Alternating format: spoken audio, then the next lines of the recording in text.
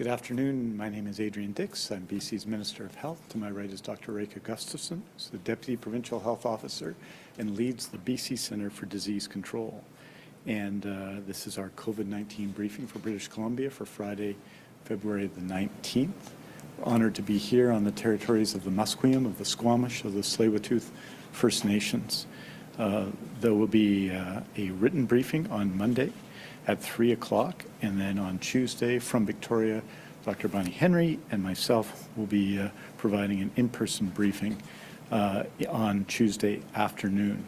We are looking for members of the media to move up slightly earlier in the day, these briefings, and we'll have more information about that early next week. And with that, it's my honor to introduce Dr. Réka Gustafson.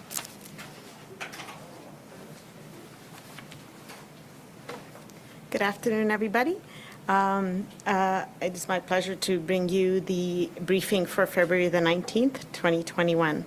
Today, we are reporting of 508 new diagnoses of COVID-19 in British Columbia, which brings the total to 75,835.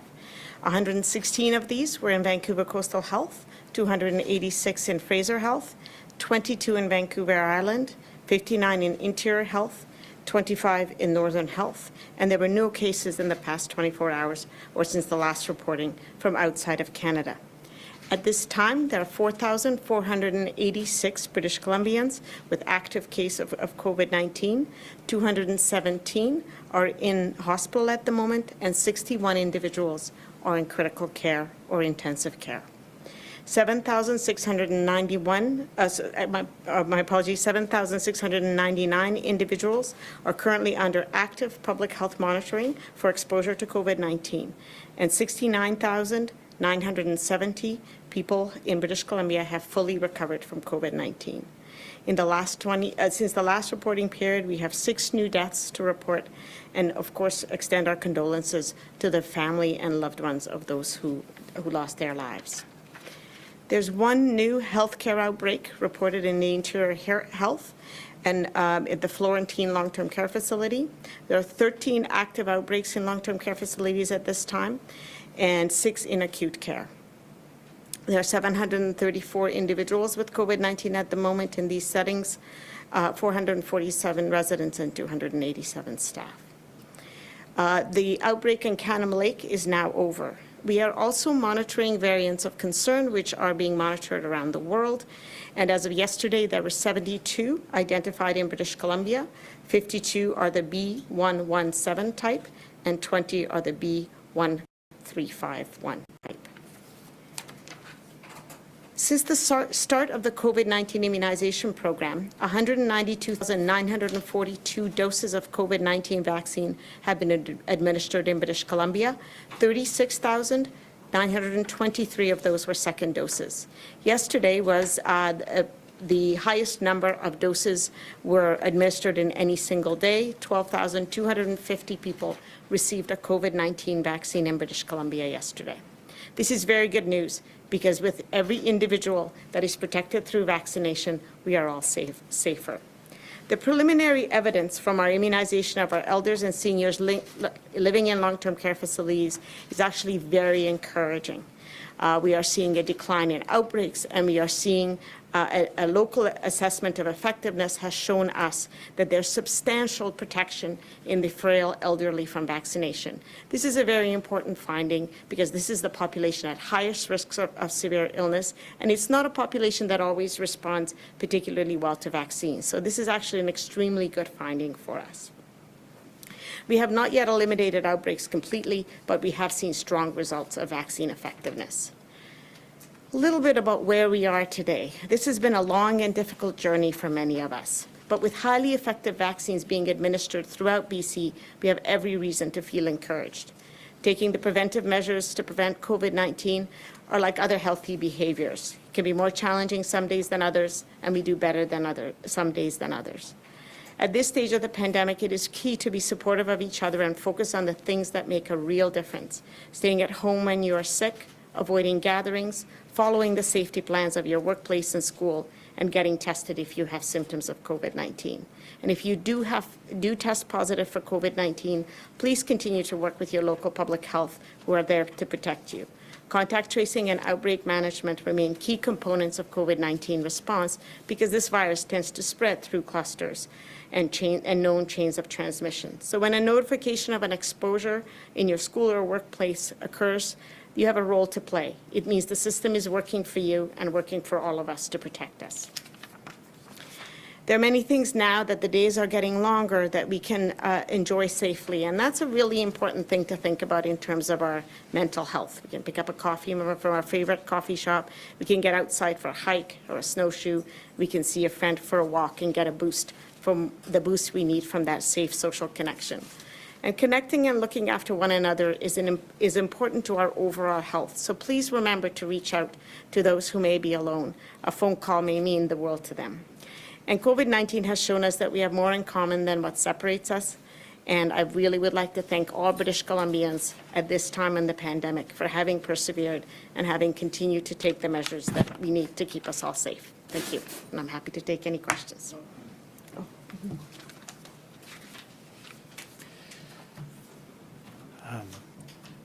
Thank you very much, Dr. Gustafson. And just to start, on behalf of the Premier and I think everyone in BC, I want to pass on my condolences to the family, friends, and caregivers of the 6 people who passed away from COVID-19 in the last day. 4 of them lived in the Interior Health Authority and 2 in Fraser Health. This is a very difficult time to suffer loss, and we think of them and we feel for them today. Wanted to note, Dr. Gustafson talked about the results, and I'll be talking about this in a second, of our immunization efforts in long-term care and in assisted living, and the reduction both in the number of outbreaks and the scope of recent outbreaks, which have tended to be where they've happened a relatively small number of people, not the kinds of outbreaks we saw in November, December, and the first part of January. But I would, with respect to acute care, we continue to have adequate capacity in acute care. Our overall utilization rate in acute care is 90.8%. That means there are 859 base beds available or vacant, 72.5% of all beds, including surge beds. That leaves us 3,280 beds. And in critical care, the occupancy rate is 77.4%, which leaves 120 vacant beds, and 54.6% of base beds and surge beds. That leaves us 345 beds available. Just a few minutes ago, posted on the BC CDC website was the immunization data by long-term care home and by assisted living home throughout British Columbia. Across the province, you'll see the excellent results everywhere in BC. You'll see that by care home. You'll see that the average for residents in care homes is 91% rate of immunization. There's some variation in some care homes that have significant outbreaks where people, in fact, have been diagnosed with COVID-19, but nonetheless, everywhere in BC, the rate of immunization is excellent. It's at 92% in the Fraser Health Authority. The lowest is 85% in Northern Health.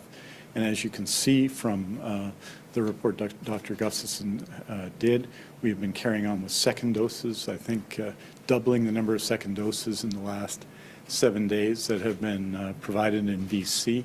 Many of those are for staff and residents in long-term care. And that opportunity and that provision of a second dose in facilities also allows us to clean up some people who may have missed first doses for a number of reasons in long-term care the first time through. Obviously, there's people coming into long-term care as well in these times, and so we have to maintain this effort over time. We'll continue to update this data in terms of residents in the coming weeks, including adding the data about second doses to residents in long-term care and assisted living homes across BC. And next week we'll be providing data as well with respect to staff. I just want to say with respect to the immunization campaigns, yesterday was our largest day, 12,251 people immunized. More than half of those were second doses yesterday, reflecting the need to do that work. So 5,280 were first doses, 6,971 were second doses. I would say this about it: 192,942 doses delivered. The Pfizer vaccine came in the middle of the week, and yesterday we had our largest day of immunization so far, and we'll be having a similar one today. The immunization campaign in British Columbia, the effort in British Columbia, has been, I think, delivered at a very high level by our public health teams, and I wanted to publicly thank them for that. We set out what our priorities were, and you can see the long-term care and the assisted living priorities have been very significantly met, and we are currently meeting our priorities with respect to second doses. With other vulnerable communities, that's true as well, including rural and remote Indigenous communities. In short, the delivery to date by our public health teams of the immunization campaign, and the credit for that is really for all of the people involved, the health science professionals and the nurses and the doctors and the healthcare workers involved who've done an outstanding job, and the communities that have worked with them. I think they've done exceptionally well. Obviously, we would like to have more vaccine. The only issue holding back the immunization campaign ever at this stage is supply. But I wanted to just acknowledge that so far the campaign has been delivered on the ground in a way that should inspire confidence in everybody, and I'm very proud of all of the teams involved.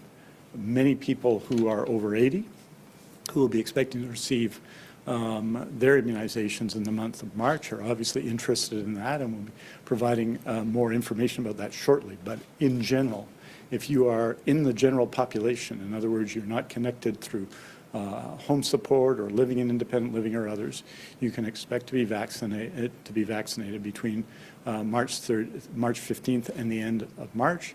And if you're connected to the healthcare system, for example, you receive home support, you'll expect to be vaccinated in general between March 1st and March 15th.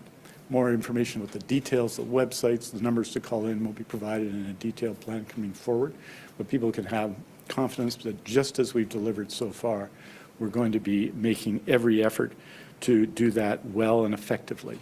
The Prime Minister today talked about the amount of vaccine coming to British Columbia, and we are receiving this week, based on 5 doses per vial, we've received about 45,000 doses. If you count it as the federal government is 55,000 with the 6-dose vial, that's come in this week. We're expecting similar amounts in the next 2 weeks. But that represents a relatively small percentage of British Columbians. And I just want to remind everyone, and it's a reminder that we have to continue with public health measures, remind everyone that that by the end of March it will be around 10% if the federal government is able to acquire the vaccine that they have promised to acquire. And that means all of us have to continue to follow public health orders. I just want to say finally, and many have commented on this in the last couple of days because the BC CDC, thanks to the efforts of Dr. Gustafson and her team, provides information on local health areas and rates of COVID-19 and new cases of COVID-19. I just note that what the last number of days have shown us, and Fraser Health, which has the largest number of people diagnosed with COVID-19 and has consistently, and of course is our largest health authority, the communities that have the highest rates right now, the highest number of new cases in the last week, are Abbotsford and the Tri-Cities, and that's a bit of a change. Tri-Cities, of course, has a higher rate of infection right now in the last week, not over the course of the pandemic, of course, but in the last week. And then, for example, Surrey, which has traditionally had a higher level. What it tells us is that COVID-19 is everywhere, whether you're in Prince Rupert or the Tri-Cities.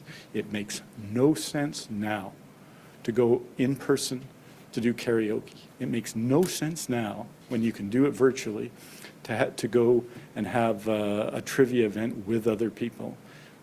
COVID-19 is everywhere in BC.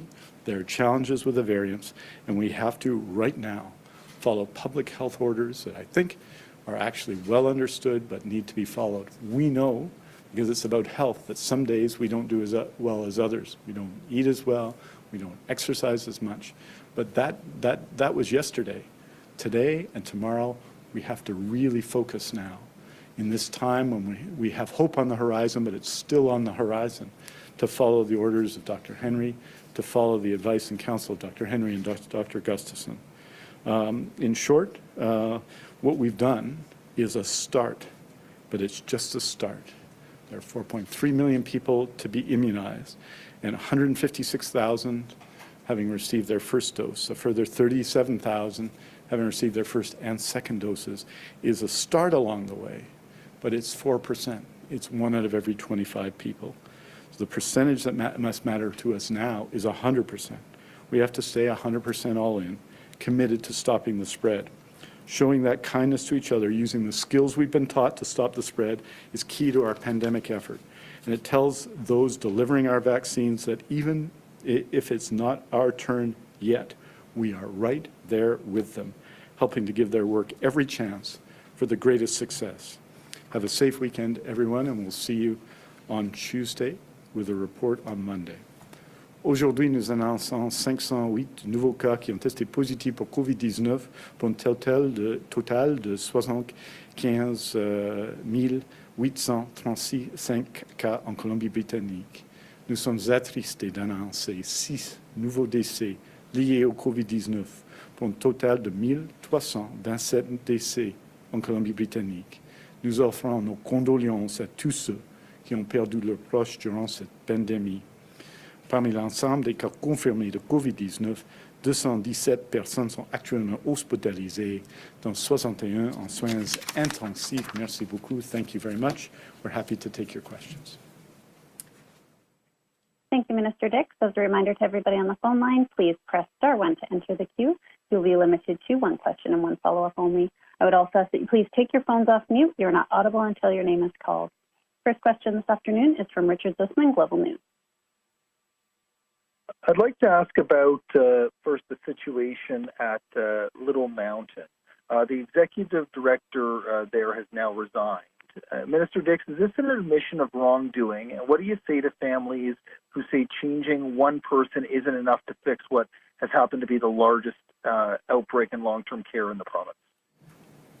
Well, I think in that case, Little Mountain is a contracted provider of long-term care to the province, and officials and people from Vancouver Coastal Health have provided enormous support to that care home in this very, very difficult period. I don't think, and in this case, they have provided assistance and support as we can continue to work with residents and with families to ensure continuity of care. So someone has decided to step down after what I think we'd all acknowledge has been an extraordinary period, but I don't think it's, I wouldn't draw the conclusion you draw. I would say that Vancouver Coastal Health, working with the care home, working with this contracted provider, is doing everything it can now to provide supports, including support in terms of interim support in terms of management. So this is as it should be, that ongoing support is being provided. Obviously, the situation at Little Mountain, but not just Little Mountain, other care homes across British Columbia, and there are numbers still dealing with significant outbreaks. I think of Acropolis Manor in Prince Rupert, I think of George Derby and Burnaby, amongst others, that this is a very, very difficult time, because even though, as I've noted, there has been an extraordinary effort to immunize in long-term care and assisted living, those outbreaks to a large extent precede those immunization efforts and continue to have effect on people, as does COVID-19. But in the case of Little Mountain, a person has stepped down. People are quite right to say changing one person is not everything. Of course it isn't. But the supports are being provided by Vancouver Coastal Health to our contracted provider, and they work very closely together. And there's a long way to go in this pandemic, a lot of work left to be done, and a lot of work left to improve long-term care in BC. Richard, do you have a follow-up? I do.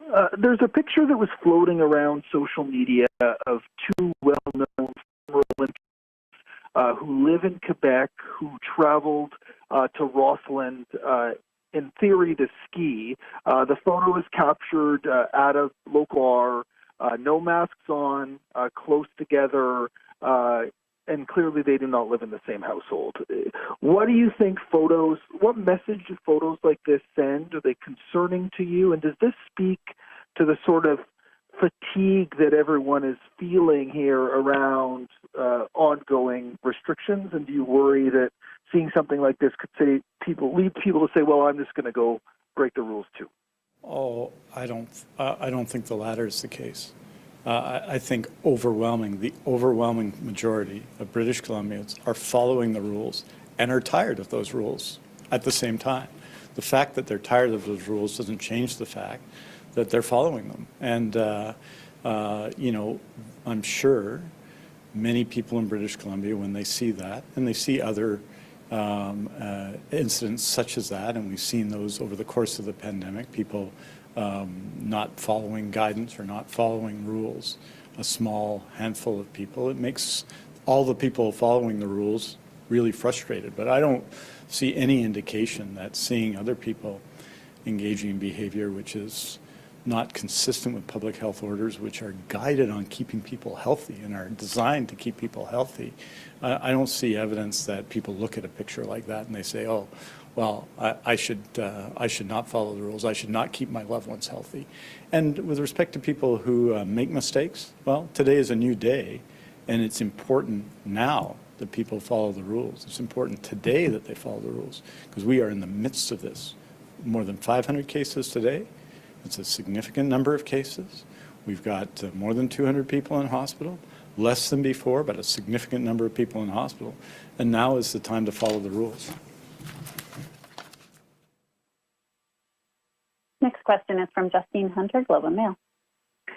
Thank you. Dr. Gustafson, we've got the research now from the BC CDC and new data out of Quebec. There's the report in the Lancet yesterday out of Israel.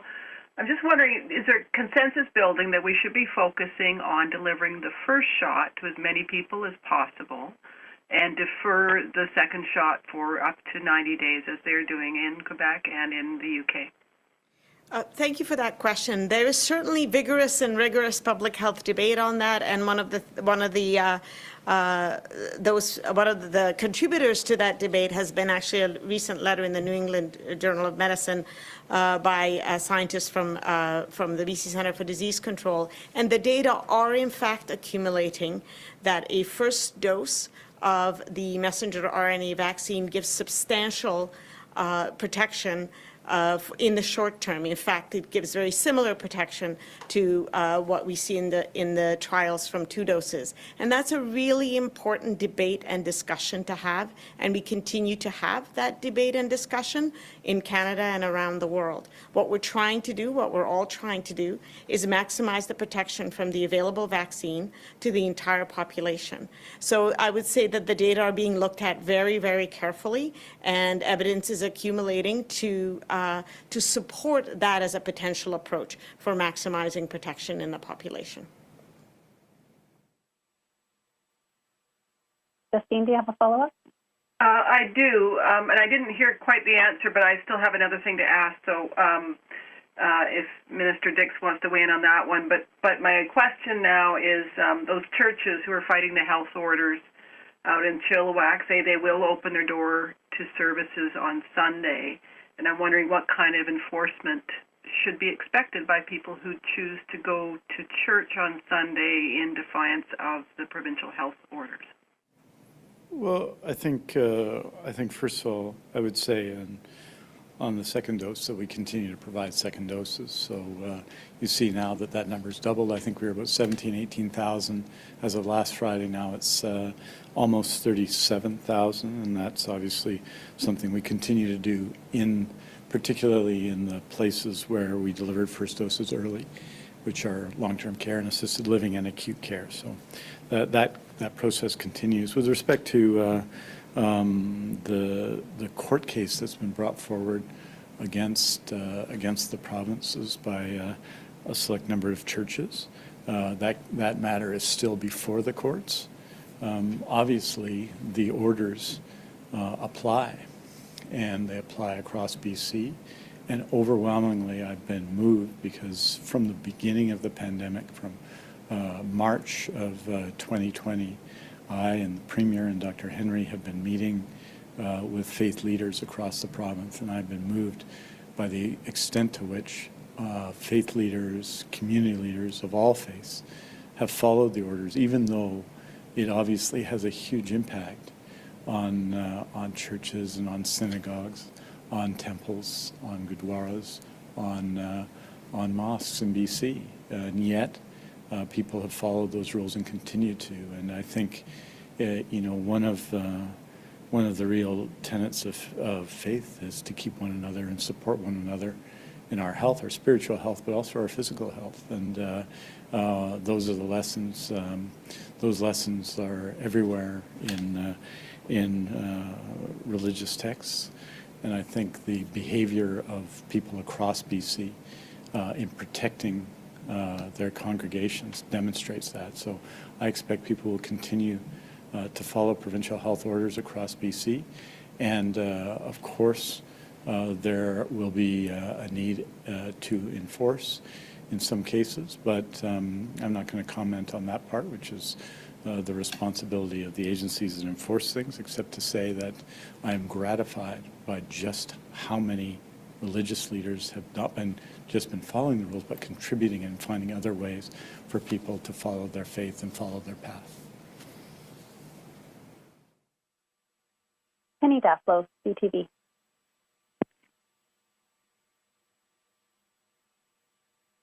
Can you hear me? Penny, are you there? Yeah, Yes, go ahead. can you hear me now? Sorry about that. This is a question for Dr. Gustafson. We keep hearing that vaccinations are in a race against the virus, and now when we start hearing about variants, it seems that race is much more intense. So I understand that, vaccine quantities are out of your control, but testing is under your control, especially when it comes to finding and containing variants. We keep hearing it's critical, yet BC is testing well below the national average. So I'm just wondering, why aren't we testing more, and will you be expanding testing? So that's a great question. Actually, testing is available for any British Columbian who wishes it. So there is actually good testing availability, and people who present for testing get a COVID-19 test. So I think that's the really most important thing. We try to give the best possible advice to people on when to get tested, and as I mentioned before, it's available to anyone who wishes it. Sorry, was there a second part to that question?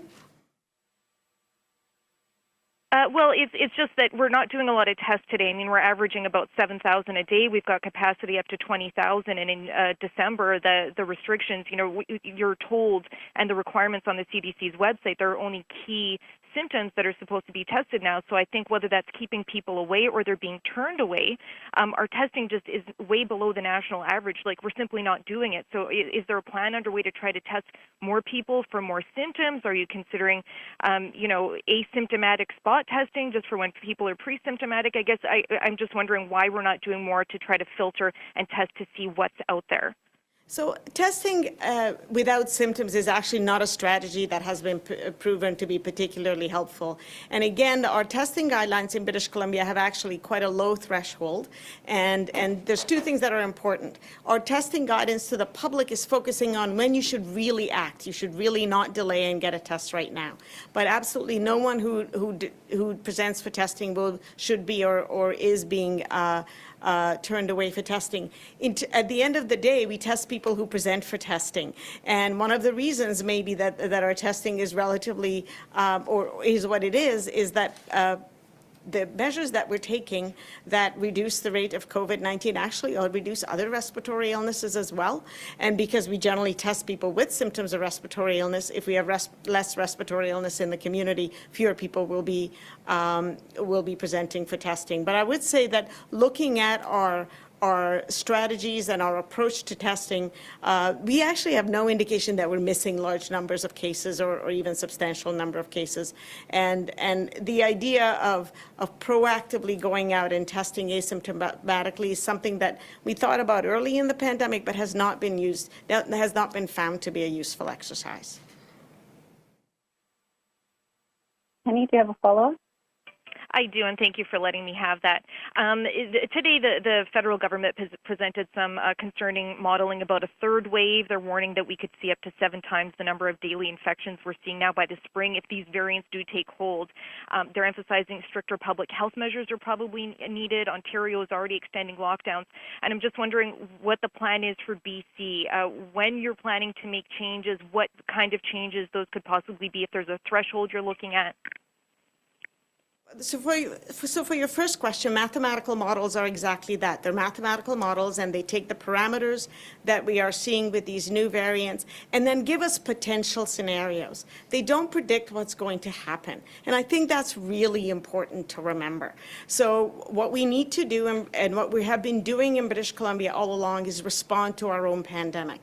The mathematical models give us reasonable or useful scenarios to consider for the future. In terms of a third wave, again, COVID-19 is not like influenza, that it tends to sort of travel in waves or occur in waves. It actually tends to, what we're seeing is it tends to spread through known chains of transmission. And in terms of a third wave, I think what you're saying does the possibility of a resurgence of cases exist? And yes, it does. A possibility of resurgence of cases absolutely exists, which is why we're doing what we're doing, which is maintaining public health measures, monitoring the spread of COVID-19 in our population very, very carefully, and then really adjusting our public health measures when it is possible to do so, and focusing on the settings and situations where COVID-19 has a tendency to spread, which is really through uncontrolled gatherings and interactions. So gatherings and interactions in situations where you can't have a safety plan. So there is actually no indication from the behavior of the variants that we need to do anything that is different. And what we mean by that is that the mode of transmission of the new variants is very similar to other variants. The virus is just more efficient at transmission. What that means is that the things that we need to do to prevent the transmission of variants is the exact same thing we do to prevent COVID-19, but we have less room for error. And as we talked about before, this is the time when many of us have been doing this for a really, really long time, and none of it is new, but we have to recommit to doing them consistently and staying home when we're sick, not having gatherings. And that really important message is not to worry about what picture you've seen in the newspaper or what somebody else is doing, but you yourself committing to those things that we know prevent COVID-19. And I think that is actually a really important principle of controlling COVID-19 and controlling any variant of COVID-19. The measures we're taking right now, we're finding controls variants of COVID-19. Next question is from Jane Side, North Shore News. Hi. We've recently seen some high numbers of increasing cases on the North Shore in North and West Vancouver. There have been a lot of notices that have gone out to schools warning of exposures. So families with children are obviously being exposed. I'm just curious to know what kinds of activities, I guess, are behind the increasing numbers on the North Shore, because gatherings is a very general term. Are we talking about kids' birthday parties or adult get-togethers? And I'm curious about sort of, I guess, what ages are involved and what general kinds of activities are involved in the spread that we're seeing. So actually, I don't have that information specifically about the North Shore or those specific cases. But if I may, I would like to actually address a little bit your first part of your question, which is the exposure notifications in schools. We can certainly provide more information about the clusters in North Shore. I don't know if the minister has any. Do you have detailed information on that? But I can say so. Okay, but what I would like to say is when there are higher cases in the community, that's when you're going to get higher rates of notification in schools. What I would really like to emphasize about those is that over 90% of those notifications do not lead to a secondary case. So if you receive a notification in the school, what that means is that the system is working. Cases are being identified and you're being notified of those cases. And they are, by and large, the numbers of those notifications are a reflection of activity that you quite rightly note is occurring on the North Shore. And is there Yeah, I think that's good. Okay, and if we have any further detail about the North Shore, we can certainly get back to you on that and give you more information. Follow-up, Jane? Yeah, I guess so. I'd still like to get more information about the North Shore in terms of what activities are driving that, because people are curious and we don't have any information. I guess my follow-up question is about the variants. The numbers of these are rising. I guess I'm curious to know, how are these variants originally getting in when we have all of the quarantine procedures and all of the testing procedures that people are supposed to go through before they get on a plane, and then they're supposed to quarantine by themselves when they arrive? How is it possible that these variants have managed to get in when we have all these safeguarding processes in place? So a little bit about variants. Variants are, of course, natural occurrences. This is what viruses do. They genetically change. And what we're able to do in British Columbia, because we have actually very high rates of testing and whole genome sequencing, as well as screening for variants, is to monitor their as these viruses evolve. One of the things we have seen through a survey, a point prevalence survey, is that we have actually compared to transmission from elsewhere, we actually have very small numbers of these new variants at this time. And that is because, as with other cases of COVID-19, because of the travel restrictions we have in place, we actually have a very small proportion of overall cases related to travel. So I would say that at this point, the restrictions that we have in place are highly effective, but they are not 100%.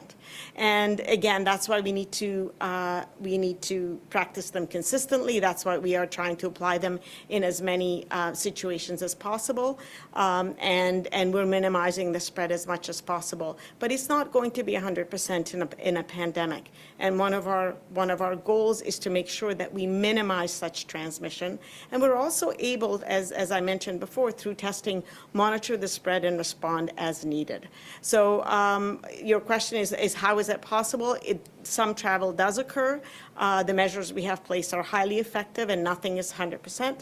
But our results are actually that to date, we've had very little spread of these variants. And we're going to continue to monitor that, because one of the things that we know about viruses is that a more transmissible virus can outcompete a less transmissible virus. And so that's one of the reasons that we're monitoring it and keeping an eye on it. Would you like to add anything to that? I think we've seen in some of the modeling, Jane, where we see transmission these days. It does happen in gatherings frequently, where people are living, either many people in a house or in congregate circumstances. So that continues to be a significant source of transmission. Over the course of the pandemic, we've seen workplaces, and remember, this isn't unique to the North Shore, because people on the North Shore would work and have activities in different places, but the industries where there have been challenges over time include manufacturing, include food processing, include agriculture, and of course include in particular, because it's has fewer people on those sites, some fitness facilities, and that's why rigorous COVID safety plans need to be put in place. They're the responsibility of employers and employees, but in particular employers, to ensure those take place. But we continue to see transmission in the community, and that means when people are engaging and interacting with one another in large numbers. And we've seen a couple of cases. Dr. Henry referred to one on Tuesday, where people came together at a particular establishment and engaged in a trivia night, and the consequences of that are significant. And what we'll try and do in the next number of days is give some more examples of those for people, perhaps by infographics, so you can see the way in the present period COVID-19 has been spreading in BC. I don't think it's spreading differently on the North Shore than it is in other places, or in Vancouver Coastal Health against Fraser Health. I think those the ways it transmits are similar, and so what it says to us is that the ways to deal with the variant and the ways to deal with transmission are using our COVID sense, following provincial health guidance, and following provincial health rules.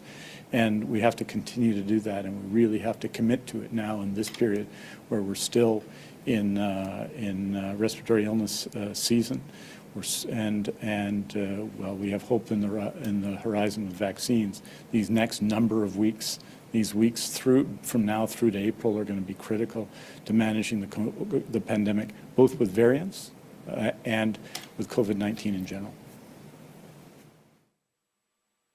Marcella Bernardo, News 1130.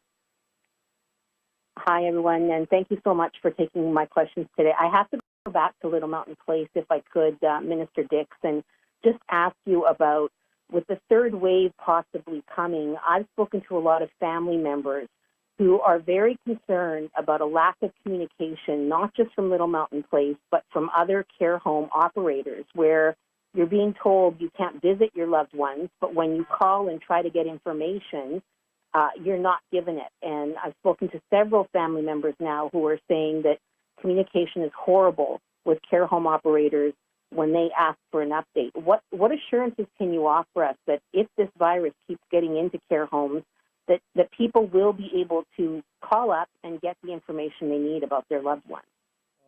What I can say, Marcella, is that I think, and this has been a long time coming, both for me personally, and my family personally, but for anyone involved in long-term care, that the immunization statistics, which we presented in detail today, 91% of residents, I believe it's somewhere in the neighborhood of 35,000 to 36,000 staff people in long-term care, 5,000 to 6,000 essential visitors being immunized.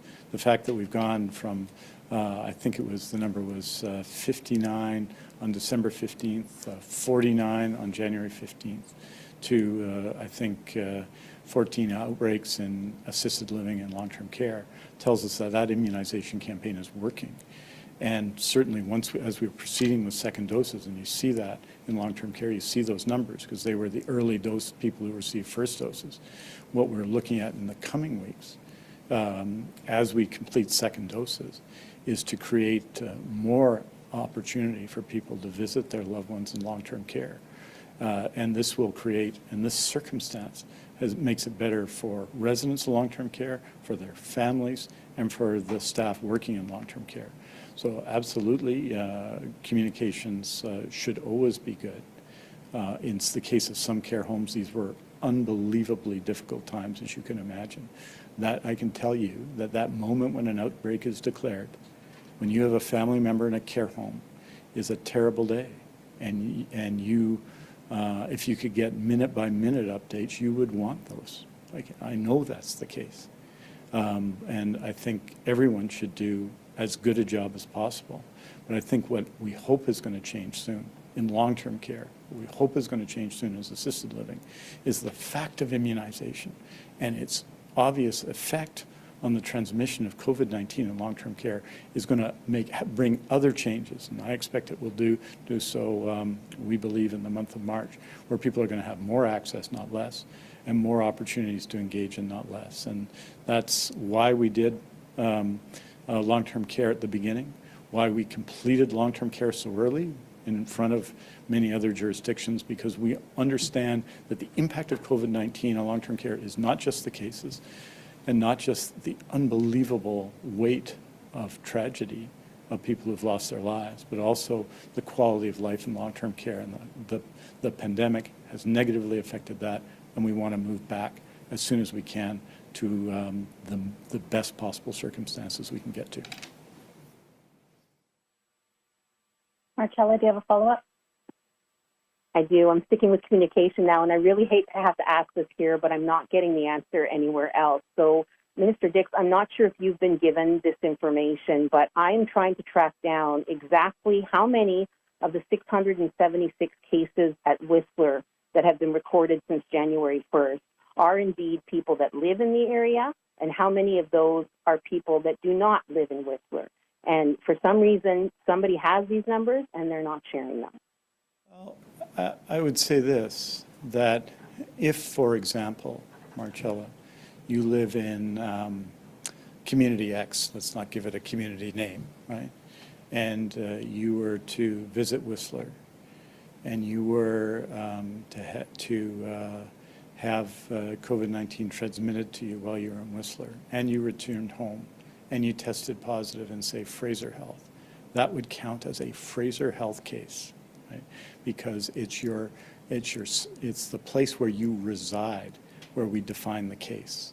So in the case of Whistler, what we're talking about in general, and I think this is just true, when we announce, say, as I think we did in the last week, about 60 cases, I think Vancouver Coastal Health did a bulletin yesterday about 60 new cases of COVID-19, and the reduction in transmission there, that means 60 people who live in Whistler. They may not live in Whistler all the time, but they're living in Whistler now, or they're living there and working there for the season. So I think that's your answer. If I can cut through all that and really give it directly. The Whistler cases that we announced as Whistler cases are people who live in Whistler and have Whistler as their primary address. Next question is from Keith Baldry, Global News. For this, on Monday, Dr. Bonnie Henry was asked about the Western Hockey League potentially opening up, and she said that they had not submitted a plan to public health yet. Since then, Western Hockey League officials say they have submitted plan of some sort, and we're just wondering if there's an update to be had on that. Thank you. Yeah, the Western Hockey League submitted a plan in early February. It was 65 pages. It's being reviewed by public health, by officials of the PHO, of the Provincial Health Office. I expect they will have recommendations around that to Dr. Henry next week, and then we'll be responding and working with the Western Hockey League. There has been work that's gone over time, but a plan was received. I think it was sent on or around February 2nd. It's been received. We're working on the plan, and we'll be responding to the plan soon. Follow-up, Keith? No, that's good. Thank you very much. Thank you. We have time for one more question this afternoon. As a reminder to everybody on the phone line, Dr.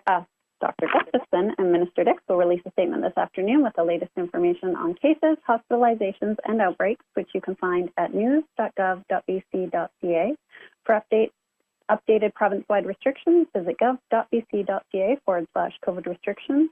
And for information about the province's orders and pandemic support, visit gov.bc.ca/COVID-19. Last question this afternoon is from Tina Lovegreen, CBC. Thank you so much. Dr. Gustafson, you mentioned we don't need to do anything differently when it comes to preventing the transmission of the variants. But are you changing any of your procedures or time frames when doing contact tracing, for example, as a result of the variants? You know, for example, considering a shorter exposure period, or including those wearing a mask as a contact, or including those further than 2 meters away as a contact?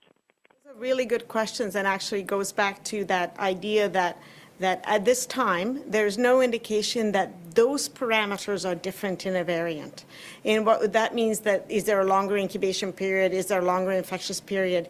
In fact, there's no indication that that's the case for variants. What we know is that a higher proportion of contacts tend to actually develop COVID-19 than with the previous variants of COVID-19, which means that it's really not a question of doing something different. It just makes sure that we absolutely have to do our very best to follow those the measures, and also to really do excellent case and contact management, which means that all contacts who are asked to self-isolate actually need to self-isolate, need to adhere to those recommendations given by public health, because there's less room for error. One of the things we know is, for example, we've had recent information from one of the health authorities who was monitoring the proportion of contacts that actually go on to develop COVID-19, and it's really that number that gets about 40 to 50% higher. So we know that if you've been asked to self-isolate, that is a really, really serious and important recommendation, because the probability that you will actually develop COVID-19 is higher with the new variant than it was previously. But the mode of transmission, how long you're infectious, the fact that it's spread through respiratory droplets, those have not changed. So your question is actually really, really pertinent. It's not a question of doing something different. It's doing what we know we need to do, and doing it really consistently and really well, because there's less room for error. Tina, do you have a follow-up? Yes, thank you very much. Minister Dix, I'm wondering if you can please answer in French the question about why BC will continue to administer second doses of the vaccine when the new information from the BC CDC seems to indicate lives could be saved if we focused on, only on the first dose right now. Thank you. Parce qu'on suit l'évidence, n'est-ce pas? Il y a de plus en plus de l'évidence sur ces questions. Ces vaccins ont été développés et distribués pour la première fois au mois de décembre. Les tests cliniques qui ont été faits ont utilisé une différence entre 21 jours et 42 jours, n'est-ce pas? Donc, en général, on suit l'évidence. Il y a de plus en plus de l'évidence, mais on n'est pas maintenant, on n'a pas décidé jusqu'à maintenant de changer notre position. Vous vous souvenez du fait que quand le Dr. Henry, en travaillant avec Dr. Gustafson, a pris la décision de 35 jours et puis de 42 jours, il y avait beaucoup de gens qui ont critiqué cette décision, mais c'était la bonne décision sur l'évidence du moment. Cette évidence évolue. Mais une dernière chose, on a donné du vaccin à nos résidents des centres de soins au long terme dans la province, dans le mois de décembre, dans le mois de janvier. Et il va falloir une deuxième dose. Et je pense qu'après tout, il faut nous assurer que des gens sont sains et saufs dans nos centres de soins un peu partout dans la province. Cette situation est essentielle pour moi. C'est essentiel pour la santé publique, c'est essentiel pour le Premier ministre, c'est essentiel pour le Dr. Henry, c'est essentiel pour le Dr. Gustafson. Donc, le fait qu'on a continué de faire des deuxièmes doses, 37 000 jusqu'à maintenant, démontre notre conviction qu'il faut agir dans ce domaine-là et que c'est important. Donc, on va continuer à suivre l'évidence. C'est possible qu'on va changer, mais pour le moment, on continue de donner des deuxièmes doses aux gens. Merci beaucoup. Thank you very much. We'll see you on Tuesday. Thanks for joining us today.